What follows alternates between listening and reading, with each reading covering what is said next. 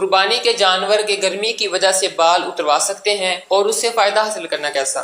قربانی کے جانور، جب ایک جانور قربانی کے لیے لیا تو اب اس سے نفع نہیں اٹھا سکتے.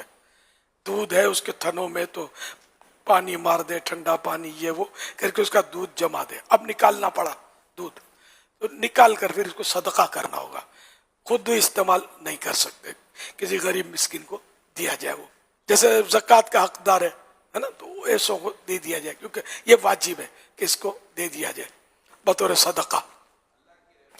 اور اسی طرح بال، آپ کو لگتا ہے نا کہ یہ بال سے اس کو گرمی میں تکلیف ہوگی، تو آپ کے بال آپ کے اختیار میں، ان کے بالوں کو نہ چھیڑا جائے. اس کو اللہ نے اون دی ہے، اس کی بھی ایک قیمت ہے، اور یہ ہمیں پتہ کیسے چلے کہ اس کو اس سے گرمی ہو رہی ہے. تو بہرحال یہ کہ بال نہ کاٹے جائیں، بالفرض اگر کسی نے کاٹ لیے.